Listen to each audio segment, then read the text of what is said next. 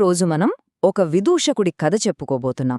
కానీ ఆగండి, ఇది కేవలం నవ్వించే కథ అనుకుంటే పొరపాటే. ఇది తన తెలివితేటలతో ఒక అన్యాయమైన వ్యవస్థనే గడగడలాడించిన ఒక మేధావి కథ. ఒకసారి ఆలోచించండి, జీవితాంతం కష్టపడి సంపాదించిన ఆస్తి అంతా ఉన్నట్టుండి మన కళ్లముందే ప్రభుత్వం లాగేసుకుంటే ఎలా ఉంటుంది? మనవాళ్లకి ఒక్క పైసగుడా మిగలని పరిస్థితి. అప్పుడేం చేయాలి? సరిగ్గా ఇలాంటి ఒక పెద్ద సమస్యకే ఒక అద్భుతమైన పరిష్కారం ఎలా దొరికిందో ఇప్పుడు చూద్దాం. సరే, ఇక్కడ నుంచే మన అసలు కథ మొదలవుతుంది. మన కథానాయకుడి జీవితంలో ఒక పెద్ద చిక్కుముడి పడిందన్నమాట. అతని దగ్గర అపారమైన సంపద ఉంది, దానికి మించిన తెలివితేటలున్నాయి. కాని వీటన్నిటినీ ఒక నీడలా వెంటాడుతోంది ఒక భయంకరమైన ప్రభుత్వ చట్టం. ఇంతకీ మనం మాట్లాడుకుంటున్నది ఎవరి గురించో తెలుసా? సాక్షాత్తు మన తెనాలి రామకృష్ణుడి గురించే. విజయనగర సామ్రాజ్యంలో ఆయన పేరు చెప్తే తెలియని వాళ్లుండరు. ఆయన కేవలం నవ్వించే విదూషకుడే కాదు, మహామేధావి. మాటలతో, తెలివితో రాజుగారి దగ్గరనుంచి ఎన్నో బహుమతులు, బంగారు నాణేళ్లు సంపాదించాడు. ఆయన ఎంత ధనవంతుడయ్యాడంటే కొన్నిసార్లు రాజుగారే ఈయన దగ్గర అప్పు తీసుకునేంత. అయితే ఆ రాజ్యంలో ఒక విచిత్రమైన, చెప్పాలంటే చాలా క్రూరమైన చట్టముండేది. అదే రాజాజ్ఞ ప్రకారం ఆస్తి జప్తు.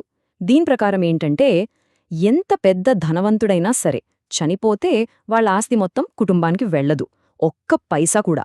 అంతా నేరుగా ప్రభుత్వ ఖజానాకే. ఇక్కడే కదా అసల సమస్యంతా.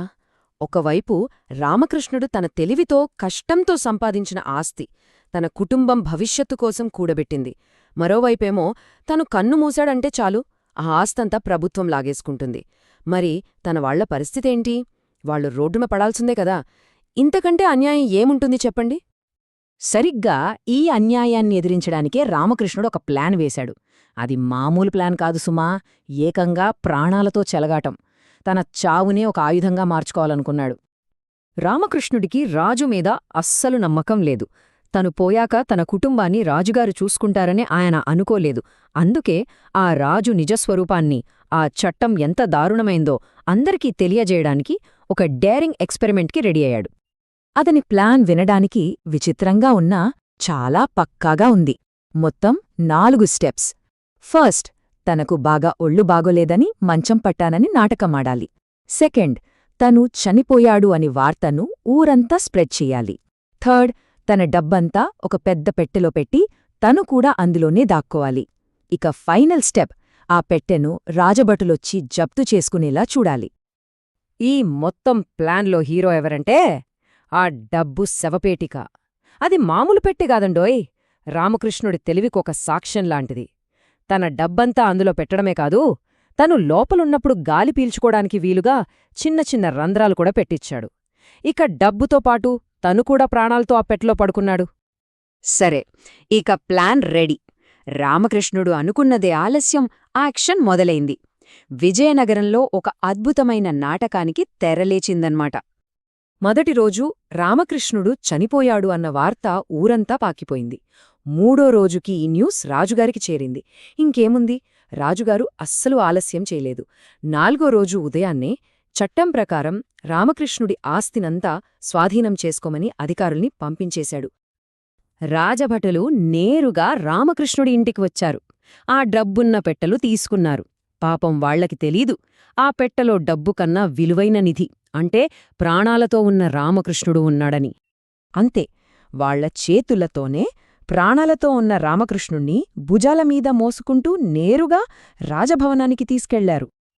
ఇక కథ క్లైమాక్స్కి వచ్చేసింది.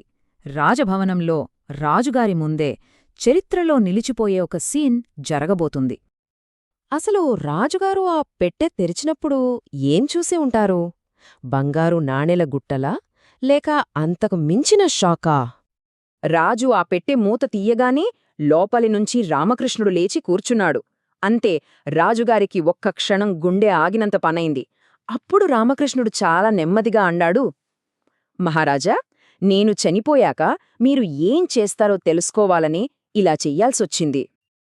ఆ తర్వాత రాజుగారి ముందు 2 రిక్వెస్ట్లు పెట్టాడు. 1, దయచేసి నా కుటుంబాన్ని పట్టించుకోకుండా వదిలేయకండి. ఇక రెండోది, అన్నిటికన్నా ముఖ్యమైనది, ఎన్నో కుటుంబాలను రోడ్డున పడేస్తున్న ఈ ఆస్తి జప్తు చట్టాన్ని మార్చేయండి. రామకృష్ణుడి మాటల్లోని నిజాయితీ, అతని సాహసం వెనుకున్న బాధ రాజును కదిలించాయి. అప్పుడు అర్థమైంది రాజుగారికి ఆ చట్టం ఎంత అమానవీయంగా ఉందో.